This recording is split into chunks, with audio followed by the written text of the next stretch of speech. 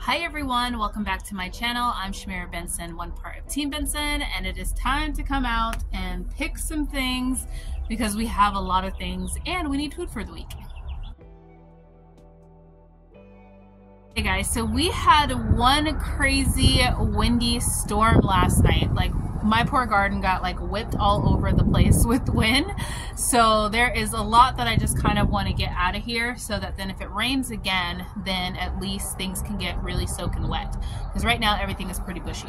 So we have a couple things that we're going to come in and harvest, and also if you guys wait to the end, I'm going to show you a sneak peek. We are, if you guys don't know, my garden tour videos are now going to be sponsored again by Vego Garden Bed, which thank you so much, Vego Garden Bed. If you guys want to check out some of the Vego Garden Beds, we do have a link down below where you can get a discount, so make sure you guys check the description for that. But I'll show you guys a sneak peek of the new one that we're going to be putting up. It's so cool. It's self-watering. It's still in a box, but I'm showing you a sneak peek at the end, so make sure you guys wait until the end. But let's start over here. We're going to get some beets, a couple of beets, because I'm going to roast those for dinner, and then we're going to come in and look at the broccoli. So guys, I have to be careful over here because people ask me if I get scorpions, and the answer is yes. And I get one in my compost bed every single year. So I'm just going to grab maybe like this one right here that looks like it is totally ready to come out. The nice part about beets is that you can grow them in like a bundle. Look at that. That is a nice sized beet. You can grow them in a bundle and kind of just take them as you need them. See how they're kind of just growing all together? And this is one beet seed too. It kind of just does its own thing. So I think I'm going to grab this one back here too, so that then that one has room. And that is thinned it out a little bit. That looks nice. And we didn't get eaten by a scorpion. I ended up pulling out 3 beets, but that's going to be okay. We're going to roast those up for dinner tonight. So guys, I'm actually going to do a whole video on my broccoli, so I think that I will save these little ones until tomorrow when I do that video, because we have okra that has come in down here, so we need to get this broccoli out. And yeah, I'm going to do the whole, like how I redo the bed, so make sure you guys tune in for that tomorrow. So also I need to start looking in on my celery, and let's do some celery checks because we are trying to get a year's supply of celery salt and celery in the freezer, and then like enough for stock too. So we need to double check on our celery. Let's do that. See, the wind is just still blowing. Oh, it's going to be another windy night, I believe. Okay guys, so it is time for the celery. I want to get a lot of the celery thinned down a lot, so I'm going to go through and pick out all of the longer stalks. Now I trim my celery back. I use it as a cut and come again. I don't just let it grow into like a big stalk. Some people do that. I think these have more flavor than when they get super old. So what I'm going to do is go ahead and cut them back, especially because look, I see that little guy. We don't want little wormies. The way to prevent little wormies is to prune often. So guys, I've been gardening for a number of years now, and the solution to a lot of pest control is just to prune often. I always say on my channel that if you don't eat it, something else will. So if you don't want to have a lot of pests and a lot of issues, 1, don't let your vegetables get out of control and overgrown, and 2, just prune them. Prune them and eat them. Use your garden as your grocery store. So guys, as you can see, when I say I'm pruning my celery, I am pruning it all the way back. Now we can see the bed again, everything can breathe, and hopefully everything can get water. Now this is the pile that I have from the first batch, and we do have celery in a couple of other places, so I'm going to get as much celery as I can out of the garden today, so let's go find some more. Now guys, I'm not even looking at the tomatoes today because I don't want to deal with that today. I will have tomatoes on another day, but we're going to go find some more celery and possibly some of this Swiss chard because this is looking crazy. Okay, yes, I think I'm going to do Swiss chard and celery today, and then I'm going to leave the Brussels sprouts and the greens for another day, possibly tomorrow. I am also going to take some celery from there. Now I was going to pull this plant, but I think I'm going to give it one more round and see what happens. Oh guys, I forgot to give you the update on the Brussels sprout leaves that I made with the egg rolls.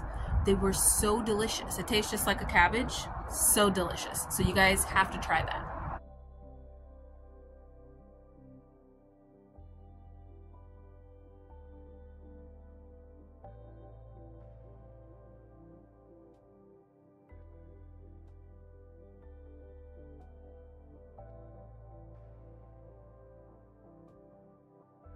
So guys, I want to bring you in close here because this is what celery looks like when it's getting ready to bolt. So as you can see, it's starting to throw up. This is the center stalk, and it's starting to throw up like little leaves so that then it can go to flower. Now that's happening to this celery and not the other celeries because this is the spot that gets the most sun. So it's going to get exposed to, it's going to grow a lot faster, which it has been bushing out like crazy, but it's also going to bolt first. So actually this will be our first celery that comes out. Not today though. We're going to make the most out of it and get a couple more stalks off of it.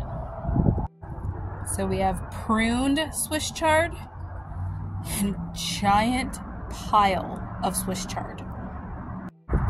Now guys, I know I've said this before, but if you are trying to get the most out of your small space garden and you're trying to feed a family, grow Swiss chard, grow it. Every last one of those leaves were usable because not a single one was touched by a bug. There wasn't anything on it, any type of insect, there was no leaf miners, there was nothing. Like that Swiss chard just does so well here in the desert, doesn't get attacked by anything, can last going pretty far into the summer, still have a great taste, and it just grows these giant leaves. Look at that. Look at that. That is insane. Can you imagine if you were trying to feed yourself and trying to feed a huge family? That is the way to go. All right, let's go get the rest of the celery, and then I think maybe I'll pick those carrots too, and then I'll be done because that's a lot of Swiss chard. Okay, we're gonna get this celery, and then we're going to get these little messed up carrots back here. But you know what? I think that even though they look a mess, they're probably not going to be that bad. Oh, this one is really in there. Really, really in there. Look at that. Yeah. Not bad, guys. Decent sized carrot right there. Okay, I should rephrase that. A decent sized carrot. The rest look like this. Carrots were not, this was not my year for carrots, but that's okay. It was my year for other things, but not for carrots. But we're going to try again. We're going to get this bed back to what it needs to be, and then we're going to try it again. I almost forgot we have this celery I wanted to trim up too. So I'm going to get this one, but I am going to leave these ones. I think I'll let those grow a little bit more. Okay guys, we are going to stop for today because this is a lot.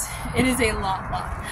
So I am going to be dehydrating, getting this all where it needs to go, and we're going to see how much more celery we got in our jar and in our containers.